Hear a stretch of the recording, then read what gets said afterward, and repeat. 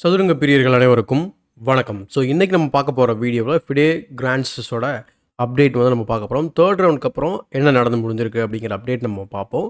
And அதில் நம்ம வந்து யாரோட கேம் பார்க்க போகிறோம் அப்படின்னா, போரிஸ் கெல்ஃபேனுக்கும் பிரக்னானந்தாவுக்கும் நடந்த ஒரு கேம் பார்க்க போகிறோம். போரிஸ் கெல்ஃபேன் வந்து பார்த்திங்கன்னா ஒரு வேர்ல்ட் சாம்பியன்ஷிப் கண்டெண்டர். ஸோ இப்போ ரொம்ப சீனியர் கிராண்ட் மாஸ்டர். ஸோ இப்போவும் வந்து பார்த்திங்கன்னா அவரோட ப்ளே வந்து ரொம்ப அக்யூரேட்டாக இருக்கும். இந்த கேமை நீங்கள் பார்த்தாலே தெரியும். ஸோ இந்த கேமை பார்க்கறதுக்கு முன்னாடி ஒரு ரெக்வஸ்ட் என்ன அப்படின்னா, சேனல் நீங்கள் சப்ஸ்கிரைப் பண்ணாமல் வீடியோஸ்லாம் பார்த்துருக்கீங்க அப்படின்னா சப்ஸ்கிரைப் பண்ணிட்டு பெல் பட்டன் ப்ரெஸ் பண்ணி வச்சுக்கோங்க. மறக்காமல் இந்த வீடியோக்கு ஒரு லைக் போடுங்க. ஸோ இந்த கேமில் போரிஸ் ஜெல்ஃபேன் வந்து ஒயிட்டு அண்ட் பிளாக் பீசஸ் வந்து ப்ரக் வந்து ஹேண்டில் பண்ணுறாரு. ஸோ கேம் வந்து நம்ம ப்ரக்கோட பக்கம் இருந்து பார்க்கலாம். ஸோ கேம் வந்து ஒரு D4 ஸ்டார்ட் பண்ணுறாரு. ஓப்பனிங் வைஸ் நம்ம ஒரு குயின்ஸ் கேம்பிட் டிக்ளைன் வேரியேஷன் மாதிரி பார்க்கணும். பட் கொஞ்சம் நேரத்துக்கு அப்புறம் அது ட்ரான்ஸ்போஸ் ஆகும். Night F3, night F6, G3 and bishop B4 check. இந்த மாதிரி செக்கு கொடுக்கும்போது பிஷப்பை வச்சு பிளாக் பண்ணதுக்கப்புறம் திரும்ப வர்றது இது வந்து போகோ இண்டியன் அப்படின்னு சொல்லுவாங்க. ஏன்னா போயிட்டு செக்கு கொடுத்துட்டு நம்ம திரும்ப வந்துடுறோம். ஸோ அதனால இந்த பேர் வந்து தான் என்னமோ. ஸோ பிஷப் G2, அதுக்கப்புறம் night BD7, queen C2, C6. இப்போது இந்த பிஷப் இங்கே ஃபேன் ஷாட்டாக பண்ணாமல் இருந்திருந்தாக்கா இந்த செட்டப்பை நம்ம வந்து ஸ்லாப் டிஃபென்ஸ் அல்லது செமை ஸ்லாப் டிஃபென்ஸ்னு கூட சொல்லுவோம். ஸோ பேர் வந்து விஷயம் இல்லை. பட் எப்படி நீங்கள் வந்து பீஸை ப்ளேஸ் பண்ணுறீங்கன்றது தான் முக்கியம். கேசல்ஸ், நைட் E4, நைட்டை சென்ட்ரலைஸ் பண்ணுறாரு. Night C3. ஏன் நைட்டு நம்ம வைக்கணும் அப்படின்னா, இந்த இந்த இடத்துல உங்களுக்கு ஒரு கேள்வி வரலாம். கேசல் பண்ணலை, இன்னும் இந்த பிஷப்லாம் என்ன பண்ண போகிறோன்னு தெரியல, இந்த நைட்டுக்கு ஸ்கோப் இல்லாத மாதிரி தெரியும். ஸோ எதுக்காக நைட் E4 அப்படிங்கிற கேள்வி நீங்கள் கேட்டிங்கன்னா, ஒயிட் வந்து E4 பிரேக் பண்ணிடக்கூடாது. அப்படி பண்ணிட்டாங்க அப்படின்னா பிளாக்கோட இவ்வளோ சாலிடாக இருக்கக்கூடிய ஸ்ட்ரக்சர் ரொம்ப பேட் ஸ்ட்ரக்சராக மாற வாய்ப்பு இருக்குது. ஸோ அதனால தான் நைட் E4 நம்ம அந்த ஸ்கொயரில் ஒரு பீஸை வச்சிட்டோம் அப்படின்னா அவங்களால E4 ஆடுறது கஷ்டம். ஸோ அதை நைட் C3 போட்டு சேலஞ்ச் பண்ணுறாங்க. அப்போது இப்போ என்னங்க பண்ண போகிறீங்க அப்படின்னா, வேறு என்ன, ஒன்று நைட் F6 விளையாட போகிறோம், அப்படி இல்லைனா F5 போட போகிறோம். ஸோ இது 2 தான் ஆப்ஷன். நீங்கள் இந்த வேரியேஷனுக்குள்ளே போயிட்டீங்கன்னா 2 தான் ஆப்ஷன். ஒன்று நைட்டால் இந்த பிஷப் வெட்டிடுங்க, அப்படின்னா பான் F5 போடுங்க, அப்படின்னா நைட்டை வச்சு கனெக்ட் பண்ணுங்கள். ஆனால் பான் F5 போட்டுட்டு இந்த நைட்டை கொண்டு வரது நல்லது. F5, அதுக்கப்புறம் rook AD1 and then night Tex D2, rook Tex D2, அதுக்கப்புறம் கேசல் பண்ணிடுறாரு. இந்த பொசிஷனில் நம்ம நைட் F6 விளையாடலாமா? தாராளமாக விளையாடலாம். Rook FD1, night E4, night D4, FD4 இந்த மாதிரி ஆட மாட்டாங்க ஆக்சுவலாக. ஸோ இதுக்கப்புறம் நம்ம கேமை கண்டினியூ பண்ணுற மாதிரி இருக்கும். கேசல்ஸ், பின் அதுக்கப்புறம் E3, bishop D6, rook B1, A5. A5க்கு அப்புறம் நைட் E2 போடுறாரு. பின் அதுக்கப்புறம் குயினை வந்து டெவலப் பண்ணுறாரு. இப்போது ஒரு 14-15 மூக்கிட்ட நம்ம வந்து பார்த்துட்டோம். டைம் ஒன்றும் பெருசாக டிஃப்ரென்ஸ் இல்லை. இன்ஃபேக்ட் என் கேம் வரைக்குமே வந்து போரிஸ் கெல்ஃபேண்டுக்கு ஜாஸ்தி டைம் இருக்கும். இப்போ என்ன சொல்ல வரேன் அப்படின்னா, இப்போ பிளாக்கோட பொசிஷன் பார்த்தீங்க அப்படின்னா ஒரு மாதிரி ஆக்வர்டாக இருக்க மாதிரி தெரியும். Especially this bishop. இதை வச்சு என்ன பண்ண போகிறாரு அப்படிங்கிறத பாருங்கள். ஏன் இந்த பொசிஷன் வந்து ரொம்ப ஆக்வர்ட்னா அப்படின்னு கேட்டிங்கன்னா, எல்லா பானும் லைட் ஸ்கோரில் இருக்குது. அப்போ இந்த பிஷப்புக்கு என்ன பேர்? பேட் பிஷப் இல்லையா? ஸோ இந்த பிஷப்பை எப்படி நம்ம வந்து குட் பிஷப்பாக மாற்றுறது? சரி, எப்படி தான் பிளாக் வந்து கவுண்டர் பண்ணுறது? ஒயிட்டுக்கு நல்ல கம்ஃபர்டபுளான பொசிஷன் மாதிரி தெரியுது. நைட் இங்கே வரப்போகுது, இப்படி போக போகுது, சென்டருக்கு வரப்போகுது. ஸோ இப்படி பல ஆப்ஷன்ஸ் வந்து இருந்தாலும் பிளாக்கோட பிளான் என்ன அப்படின்னு கேட்டிங்கன்னா, நம்ம கிங்ஸ் இண்டியனில் என்ன பண்ணுவோம்? கிங் சைடில் அட்டாக் பண்ணுவோம் இல்லையா? அதுதான் வந்து பிளாக்கோட பிளான் ஆர் ப்ரக்கோட plan. So knight F4, knight F6, C5. அவர் வந்து பொசிஷனை க்ளோஸ் பண்ணுறாரு. இதோட ஐடியா என்ன அப்படின்னு பார்த்தீங்கன்னாக்கா, சென்டரை வந்து ஸ்டேபிள் ஆக்கிட்டு அவர் குயின் சைடில் வந்து எக்ஸ்பேண்ட் பண்ணி குயின் சைடில் கூடிய லைன்ஸை ஓப்பன் பண்ணி அவர் குயின் சைட் வழியாக நம்ம உள்ள கேம்ப் உள்ள வர போகிறாரு. அண்டு கிங் சைடில் என்ன பண்ணுவோமோ அதே போல் தான் same. Knight to D3, bishop D7, knight FE5. So threatening the bishop. So பிஷப்பை வந்து த்ரெட்டன் பண்ணுறாரு. இது ஒரு பேட் பீஸ் தானேங்க, இது ஏங்க நம்ம வந்து சேவ் பண்ணோம் அப்படின்னு கேட்டிங்கன்னா, ஏன்னா ஃப்யூச்சரில் இந்த ஸ்ட்ரக்சர் சப்போஸ் உடஞ்சிடுச்சு அப்படின்னா உங்கள் லைட் ஸ்கொயர்ஸ் ஃபுல்லாக காலி ஆகிடும். ஸோ அதனால் பிஷப்பை ப்ரிசர்வ் பண்ணுறாரு. Bishop E8. இது எல்லாமே இந்த கிங்ஸ் இண்டியன் மாதிரியே தான் எனக்கு வந்து ஃபீல் ஆகுது. ரூக் C1, பான் G5. ஸோ இதுதான் வந்து அந்த கிங்ஸ் இண்டியனில் நம்ம கிங் சைட் எக்ஸ்பேன்ஷன். ஸோ அடுத்து G5 போட்டுட்டு குயின் இங்கே மூவ் பண்ணிவிட்டு ரூக்கை லிஃப்ட் பண்ணி ரூக்கை வந்து G5லையோ H5லையோ வச்சு திரும்ப H4, H5ன்னு சொல்லி H5, H4ன்னு சொல்லி பொசிஷனை வந்து ஓப்பன் பண்ண வேண்டியது தான். ஸோ F3 இந்த ஸ்கொயரை வந்து செக்யூர் பண்ணுறாரு. அப்புறம் king H8, rook E2, queen G7, பின் அதுக்கப்புறம் rook B1, pawn to G4. Pawn to G4 நீங்கள் கேப்சர் பண்ணீங்க அப்படின்னு சொன்னால் நம்ம நைட்டெல்லாம் வெட்ட போகிறோம். நீங்கள் திரும்ப வெட்டினீங்க அப்படின்னா தென் குயினெல்லாம் வெட்டிக்கலாம் நம்ம. இப்போ நம்ம வந்து ஒர்க் பண்ணுறதுக்கு G5 இருக்குது. அது மட்டும் இல்லாமல் நீங்கள் உள்ளே இப்போ ஜம்ப் பண்ணிங்கன்னா கண்டிப்பாக வந்து இது வெட்டிடுவார். ஏன்னா இது வந்து ரொம்ப பேட் மூவ். ஸோ ஸ்ட்ரக்சர் கேவலமாகிடுச்சு. ஸோ இந்த மாதிரி ஆட மாட்டாங்க இல்லையா?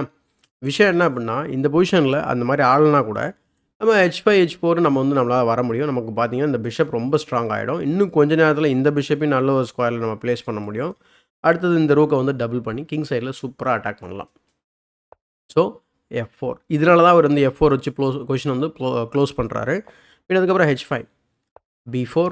ஸோ அவர் சொன்ன மாதிரி குயின் சைடில் expansion rook G8 bishop into A5 bishop into B into A5 bishop into A5 rook B3 rook B3க்கு அப்புறம் இந்த ஐடியா என்னன்றது உங்களுக்கு தெரியும். இப்போது இவங்களுக்கு ஒர்க் பண்ணுறதுக்கு போரிஸ் கெல்ஃபேண்டுக்கு ஒரு எப்படி சொல்கிறது ஒரு செமி ஓப்பன் ஃபைல் கிடச்சிருக்கு. அப்போ எல்லாத்தையும் நம்ம ட்ரிபிள் பண்ணால் இந்த பானை வின் பண்ண வாய்ப்பு இருக்கும் இல்லையா?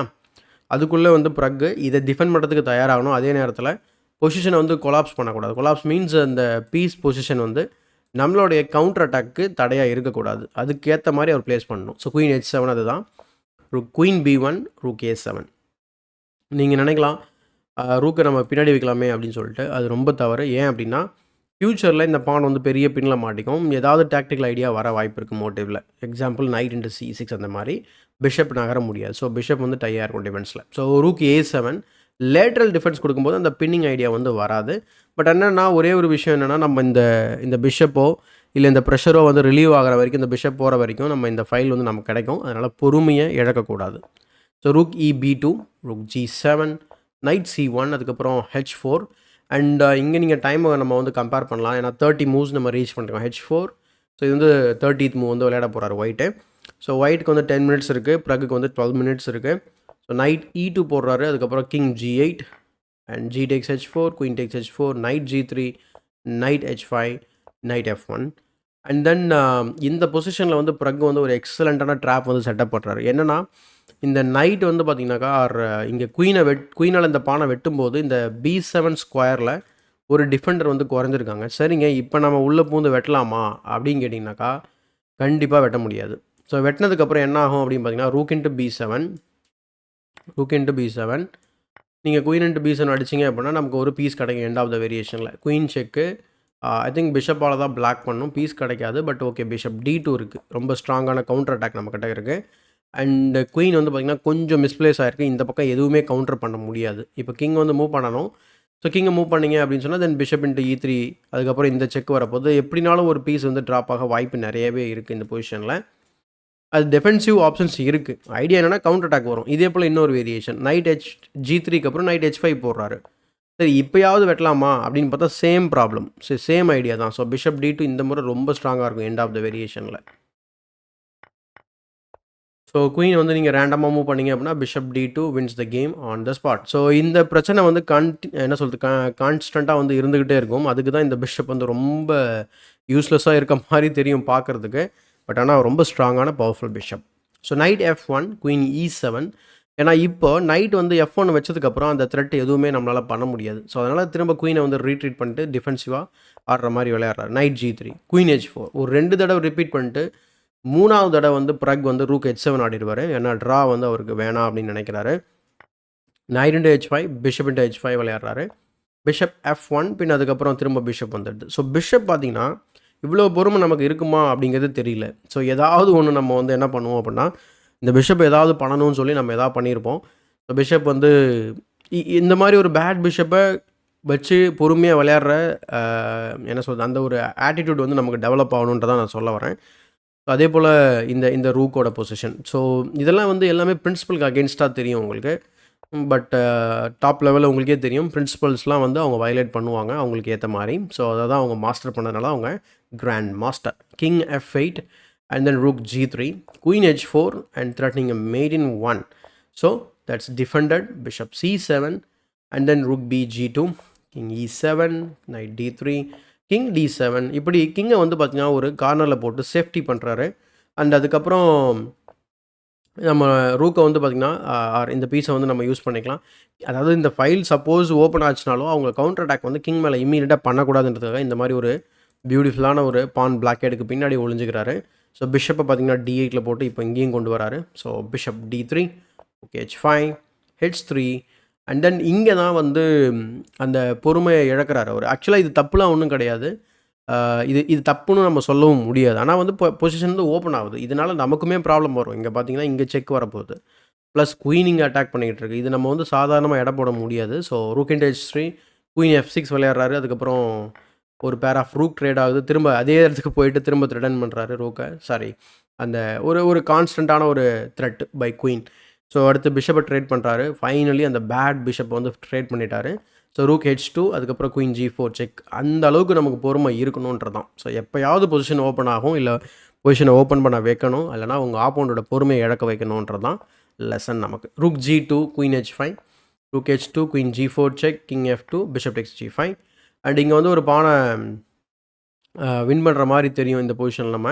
ஆனால் இப்படி பண்ணிங்க அப்படின்னா நம்ம எப்படி அவருக்கு சில ட்ராப் காட்டணுமோ அதே மாதிரி நம்ம ஒரு ட்ராப்பில் மாட்டிப்போம்.